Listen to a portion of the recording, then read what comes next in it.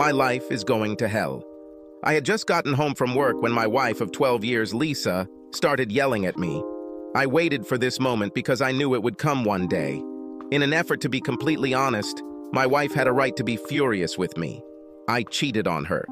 But in my defense, I will say that she cheated on me, and her cheating began at least 6 months before mine. And if I knew about Lisa's infidelity for many years, then she obviously only now found out about mine. As soon as I opened the front door, Lisa screamed at the top of her lungs, "You pig!" From that moment on, the conversation went downhill. In fact, as I recall, Lisa's opening words were the kindest things she said about me during her tirade. Although I only caught every third word, it was very clear that Lisa had found out that I had a special friend, and she was not very happy. Even if I had managed to get a word in edgewise, I couldn't think of anything to say to calm the situation. So I just stood there, staring at the floor, waiting for the storm to subside. Finally, when Lisa calmed down, she said, "Well, what can you say in your defense? Why don't I just file for divorce?" "Well, for starters," I said softly, "I know you've been having an affair for the last 9 years. So I agree. We should probably get a divorce." "What? What are you talking about?"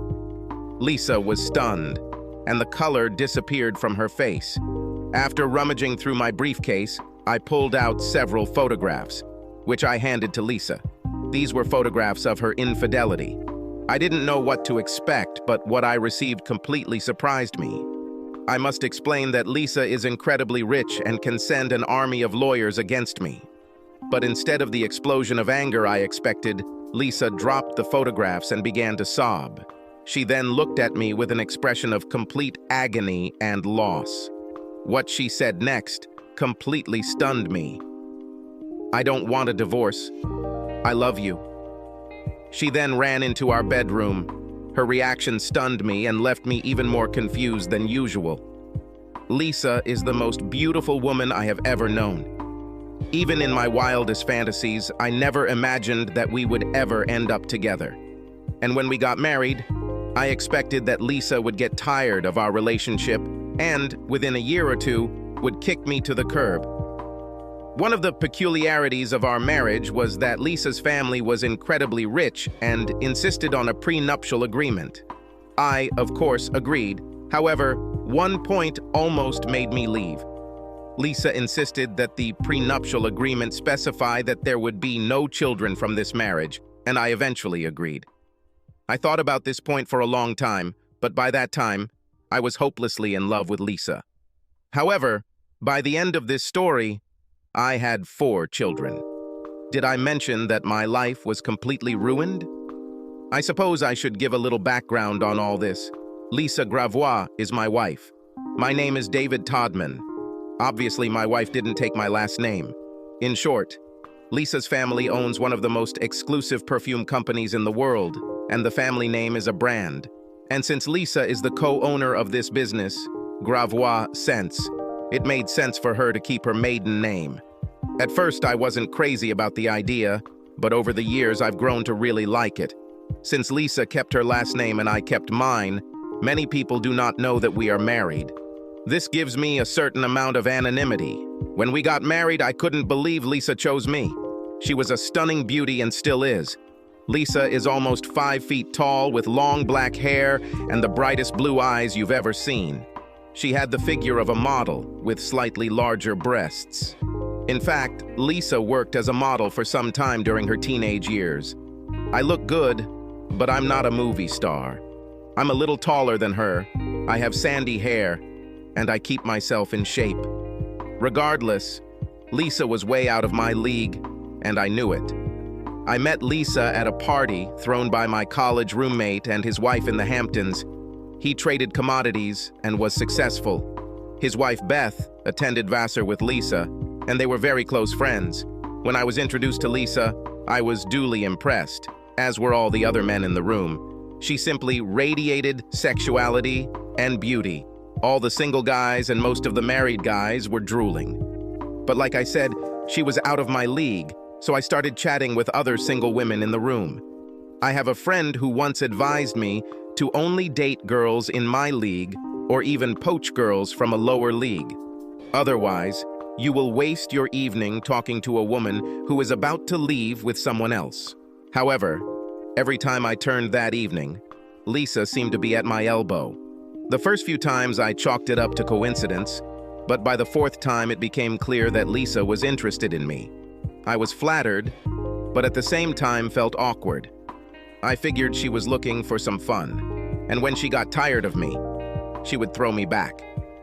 I had no interest in being someone's pet for a month.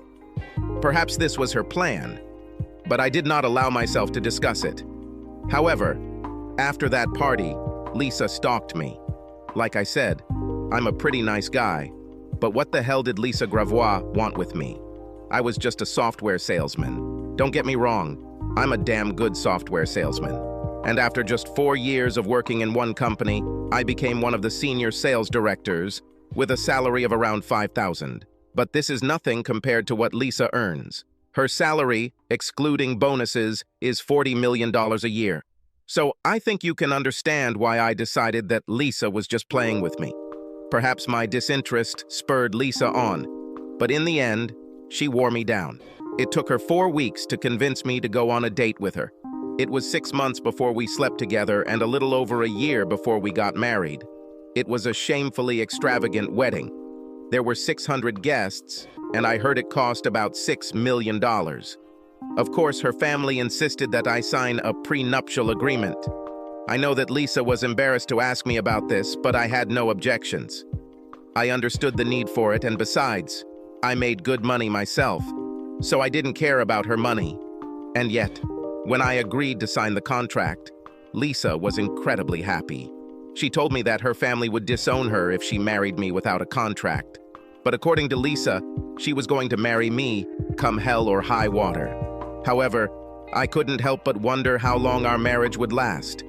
According to the prenuptial agreement, if we divorce before 3 years, I will only receive $500,000. This completely amazed me. I've never heard anyone put the word only in front of $500,000, but things got better. Each year that we remained married for more than 3 years, I received an additional $500,000 or a prorated share for the percentage of the year that we remained husband and wife. In the event of a divorce, Lisa could not make any claims to my assets. On the other hand, I also could not make any claims to her assets.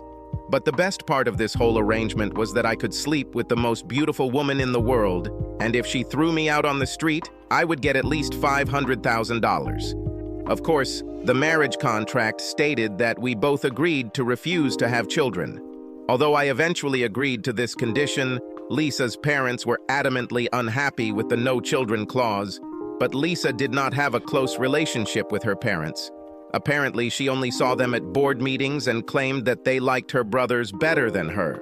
Besides, she already had a battle with them about not having children many years ago. It's no surprise that over the years, we've seen very few of them. And when they came to visit, it was very awkward, especially for me because they looked at me as something lower than pond scum. I have to say that the first 3 years of marriage were truly wonderful. I truly believe that in those blissful years, she truly loved me. But soon after the 3rd anniversary of our marriage, I discovered that Lisa was cheating on me. Our marriage was truly unconventional. Lisa traveled a lot on company business. I'd say she was gone for about a week out of every month. And in the first years, whenever possible, I often traveled with her. Sometimes she would be home for 5 or 6 weeks at a time, but that was rare. However, every time she returned home, she would drive me to exhaustion in the bedroom. My discovery of Lisa's infidelities began with a photograph in the newspaper. Since Lisa is a celebrity, she is often mentioned or illustrated in the gossip pages. So I religiously scanned that section of the newspaper every day. One particular day, I just glanced at a photo from a party in Paris and almost missed it. In the end, it took a magnifying glass to confirm what I thought was in the photo. On the right side of this particular photo, I saw someone who looked like Lisa. I confirmed this with a magnifying glass. So you're probably saying, what's the big deal? This was important because at that particular moment, Lisa was supposed to be in Japan negotiating for the company. However, there could be many reasons why Lisa was in Paris, but I couldn't figure out why she changed her trip and didn't tell me about it. However, I needed to know more. It could have been a simple last-minute mistake in her schedule, but I had to find out what was going on. When we first got married, Lisa asked me to quit my job so I could travel with her.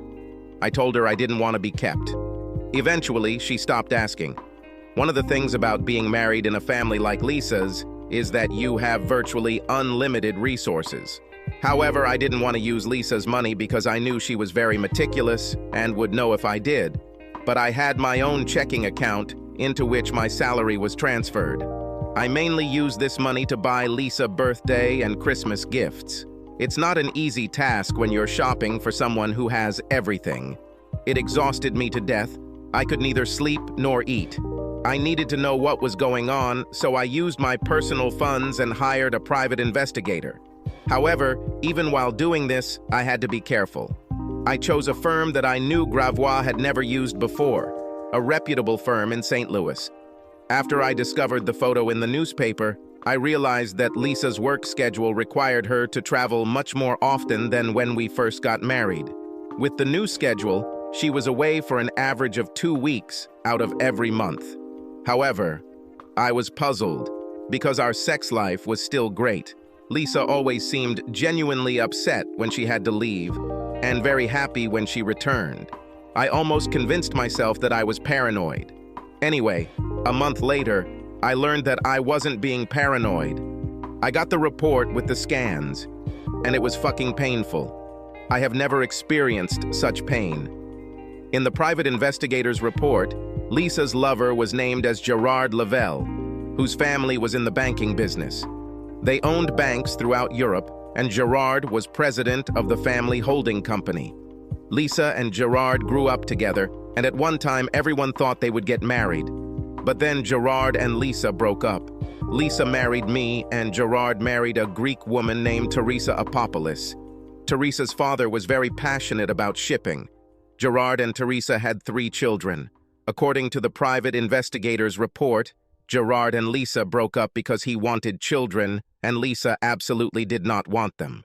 Apparently, Gerard's family threatened to disinherit him if he agreed to Lisa's demand not to have children. Then I read in the report that Gerard's wife died 6 months ago. So now Gerard was free and could be with Lisa. I walked around depressed for 5 days, trying to understand what was happening. It's obvious that Gerard was Lisa's first love, and they apparently rekindled their relationship. I didn't understand why Lisa didn't file for divorce. In fact, I was completely confused because every time she came home, Lisa would smother me with love. If I didn't know better, I would swear that this woman only loves me. Not only did Lisa seem genuinely excited to see me, but our lovemaking was absolutely amazing. You're starting to realize how shitty my life has been, but it's only going to get worse. My first reaction to the private investigator's report was to meet with Lisa and divorce her. But I thought long and hard about it and came up with 3 reasons that kept me from doing it.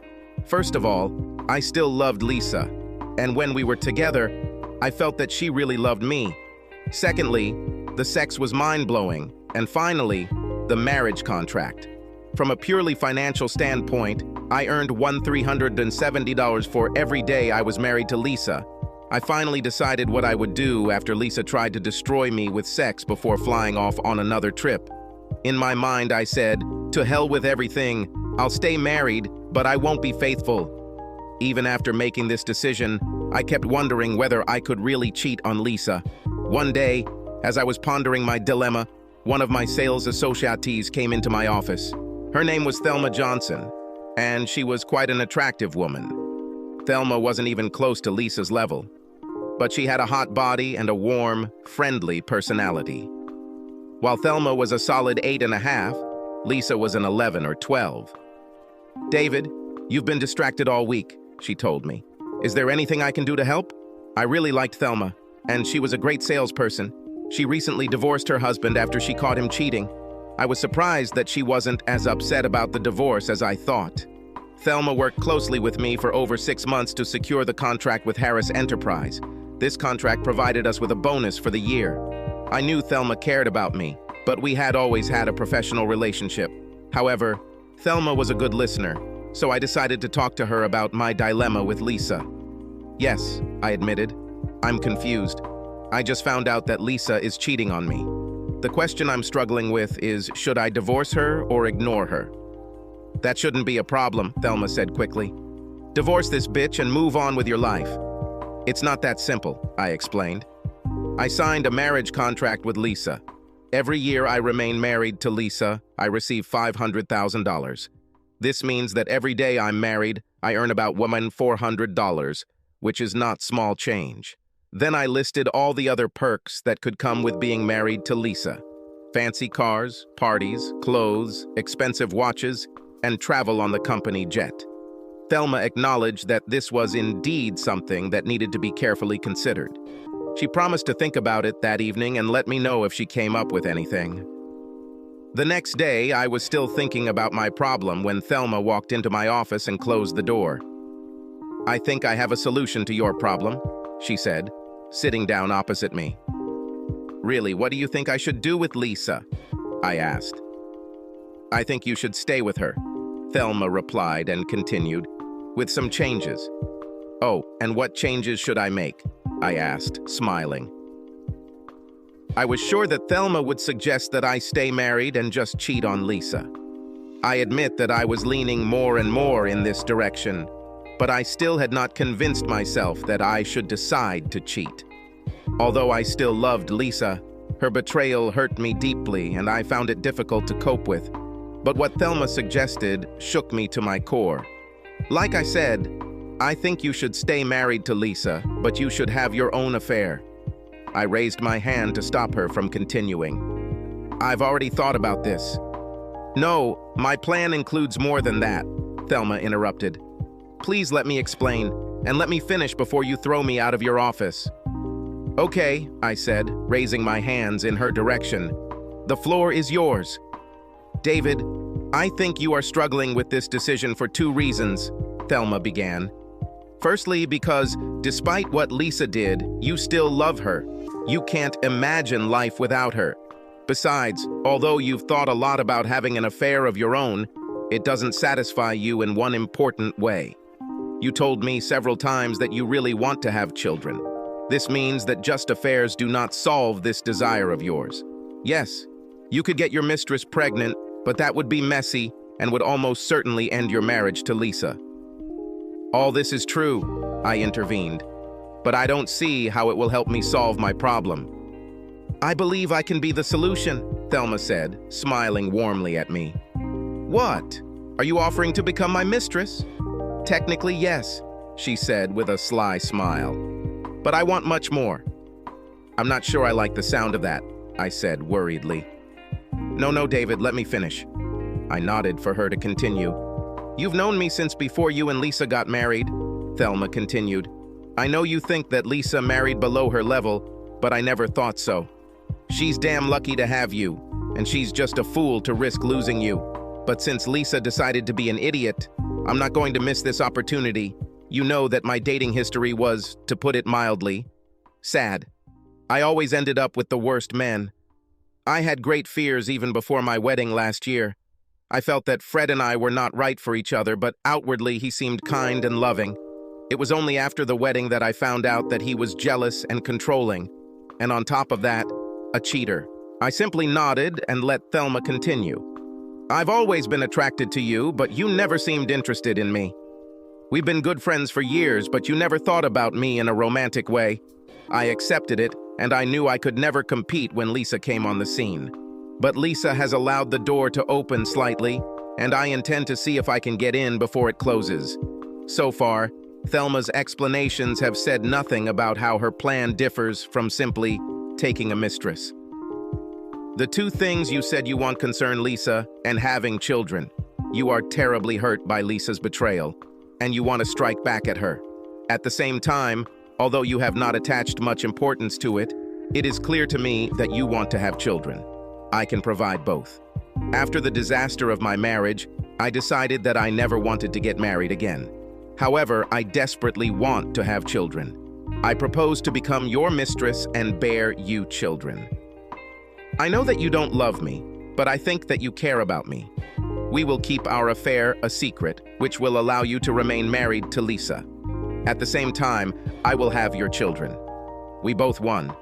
I'd be lying if I didn't admit that I was shocked and intrigued by what Thelma had to offer. It was complete nonsense, but I liked the idea. However, I could see difficulties with this agreement, so I started listing some of them. First of all, thank you for this offer, I said kindly. I am truly flattered, and this is much more generous than I have any right to expect. But I see several problems. Finances would be difficult, then raising children, naming children, and what if in the future you decide you want to get married? I ran into the same problems, Thelma admitted. But let me try to solve them. As for finances, I own my own home. All I would like to ask is that we share the costs of the children. On birth certificates, I would list your name as the father, but until you decide otherwise, they will use my last name. Although I don't think I'll want to get married in the future, I'm wise enough to know that you can never say never. Therefore, I propose to enter into a written agreement. In this agreement, we will include a clause that will allow either of us to terminate the agreement with 6 months' notice. If I remarry, you will have the right to decide on custody. If you decide to end our agreement, I will have custody of the children, but you will have liberal visitation rights. In any case, you will still be recognized as the father. We sat and looked at each other, but neither of us said anything right away. Finally, I broke the silence. I must admit that I am very intrigued by your proposal. However, I'm not ready for this yet. Why don't we go on a few dates to see if we're right for each other? Thelma agreed and we started dating. The first few dates were just dinner and dancing. Then we had dinner and went to the theater. I found that dating Thelma was fun. She was warm and funny. This, of course, was much nicer than sitting at home and waiting for Lisa to return from one of her trips. On our 5th date, we hugged tightly in the car as I drove Thelma home. After the 6th date, Thelma said, "We're definitely compatible on our dates. Now let's check if we are compatible in bed." Sex with Lisa could be mind-blowing, so I didn't know what to expect from Thelma. As we undressed, I realized that Thelma, when she was naked, was closer to a 9. Thelma was shorter than Lisa and fuller, but her body was very soft and sexy. We made 3 rounds before I headed home. I thought I would feel guilty for cheating on Lisa, but I don't. In fact, communicating with Thelma somewhat softened my wounded pride. The next day, Thelma walked into my office beaming. Closing the door, she walked around my desk and gave me a searing kiss. I think after last night, we know we're compatible. So what do you want to do now? I was grinning from ear to ear. Why don't you find a lawyer who has nothing to do with this company or any of Lisa's companies? Let them draw up an agreement, then we'll see what comes of it. Thelma smiled widely. I know the perfect lawyer, my brother Tim. He and I are very close. He also knows that I'm a bit flighty and warned me against marrying Fred. So Thelma left, and I went back to work. As the days passed, I thought less and less about the idea. And since Thelma didn't mention it, I thought she might have changed her mind. Anyway, I didn't mean to bring this up. Also, I was becoming more and more convinced that I should just divorce Lisa and accept my financial losses. At least it won't be like what happens to most husbands when they get divorced. They end up in a complete mess, in every possible way. In many cases, these men deserve to be fucked. But in many other cases, it is the wife who deserves to be burned to ashes. In my case, I would at least be left with a lot of money. 2 weeks after our conversation, Thelma walked into my office and closed the door.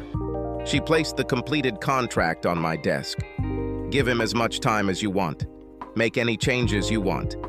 If we both agree, we will sign it in front of my brother. He will have the necessary witnesses and a notary. I was surprised because Thelma didn't say a word about the proposal after our night together, and we didn't go on another date. I was sure that the idea was dead, but now the agreement was on my desk. It was amazing how quickly my thoughts turned to taking Thelma as my mistress and having children with her. Thelma's brother was very attentive. He even raised questions that neither Thelma nor I had ever thought about. I was struck by the question of what would happen to the children if something happened to Thelma or to me. This question chilled me to the bone. Tim's solution was simple. If Thelma died, Tim agreed that he and his wife would raise the children if I continued to live with Lisa. If at that moment I want to acknowledge the children, I will receive them. If I chose to stay with Lisa, I would still be given full access to any children Thelma and I would have. And if they hadn't already been told, they would have been told that I was their father. If I died, the children's names would be changed to my last name. I would leave them my property, which will be held in trust until they reach the age of 25.